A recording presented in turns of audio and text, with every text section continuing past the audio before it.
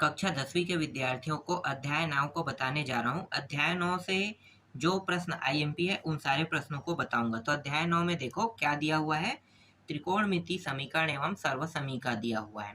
ठीक है, त्रिकोणमिति एवं सर्वसमीका। अब डायरेक्ट आ जाते हैं प्रश्नों पे।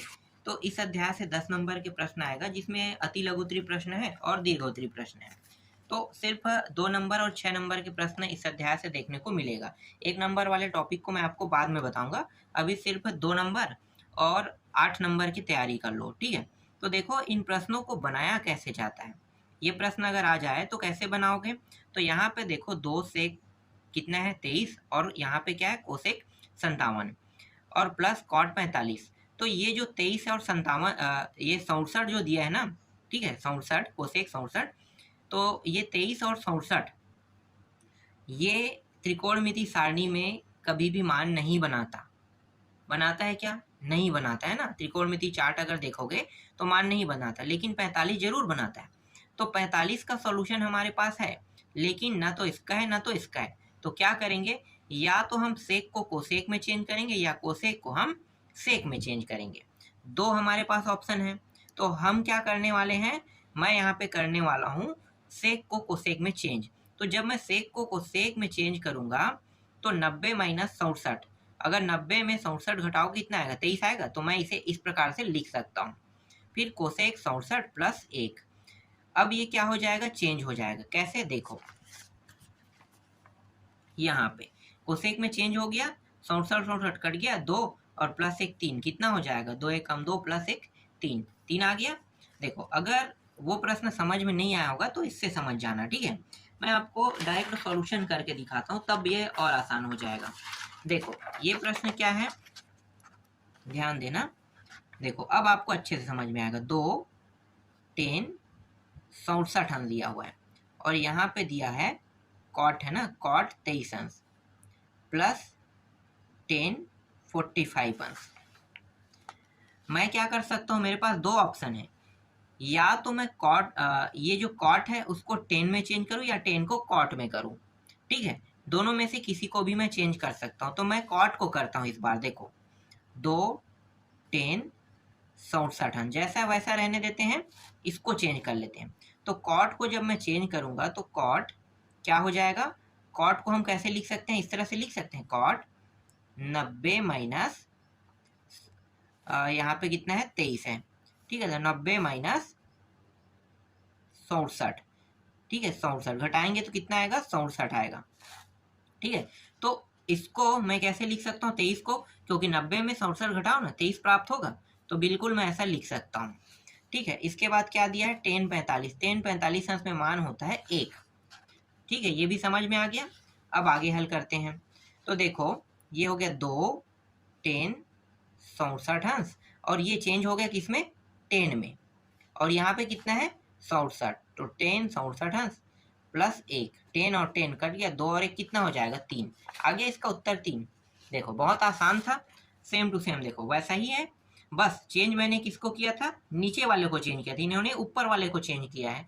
तो दोनों में से किसी को भी चेंज कर सकते हो, उत्तर गलत नहीं रहेगा। ठीक है, यहाँ भी वैसे ही करना है। cos 0 का मान कितना होता है 1 होता है ना इसका मान, और इसको हल करोगे तो ये दोनों कट जाएगा, 2 और 1 3, यहाँ भी 3 आ रहा है। इसके बाद देखो यहाँ पे 35 है 55 है, इसका भी सॉल्यूशन त्रिकोणमिति सारणी में नहीं है। तो या तो आप साइन को चेंज करो, या तो यहाँ पे 35 को चेंज करो या फिर 55 को चेंज करो। तो यहाँ पे जिसको भी चेंज करना चाहो कर सकते हो। देखो इन्होंने 55 को चेंज किया है, तो इसका मान कितना होता है 1 होता है। ठीक है, इसी तरह से इन दोनों में से कोई एक को आप चेंज कर सकते हो, 80 को चाहे 10 को, दोनों कट के कितना प्राप्त होगा 1 प्राप्त होगा उत्तर।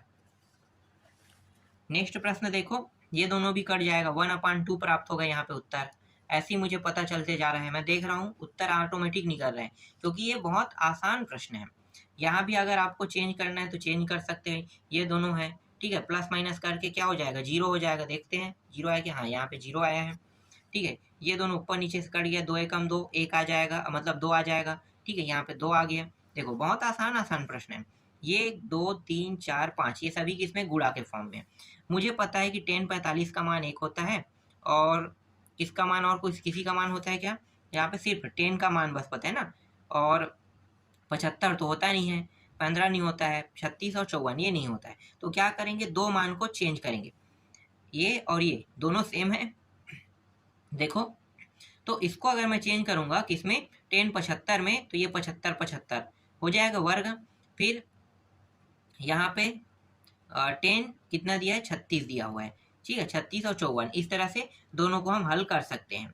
तो दो तरीके हैं हमारे पास यहाँ पे चेंज करने का, देख लो ये दोनों इन्होंने चेंज किया, तो ये 10 15 15 में किया, 36 36 में चेंज कर दिया। और हमें लाना कितना है, 1 लाना है ना। तो देखो उत्तर कैसे आएगा,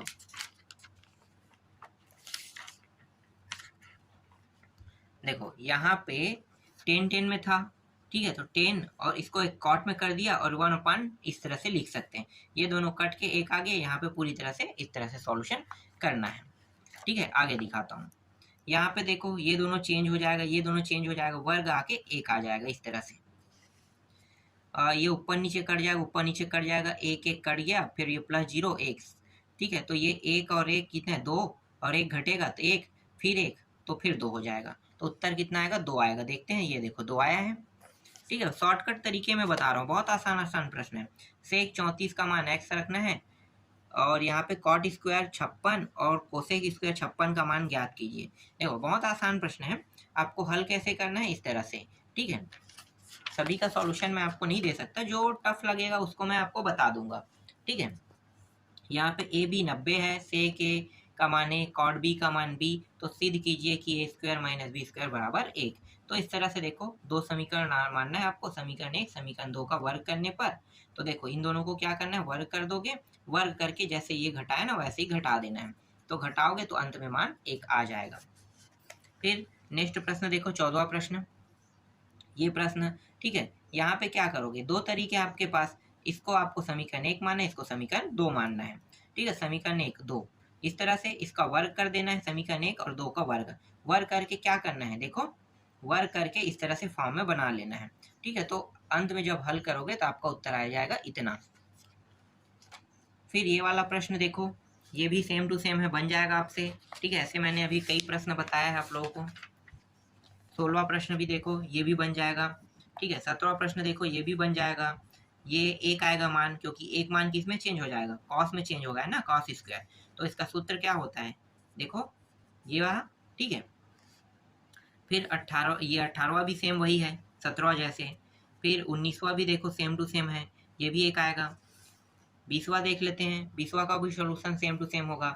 इनमें से एक मान को क्या कर सकते हैं, ये इसको हमें चेंज करना है सत्ता में, फिर 1 अपान ऐसे करके ना, 1 अपान करके काट के 4 ला सकते हैं, तो आसानी से 4 आ जाएगा। ये वाला ट्रिक देखो यहाँ पे यूज हुआ है, ठीक है। यहाँ भी वैसे ही यूज होगा।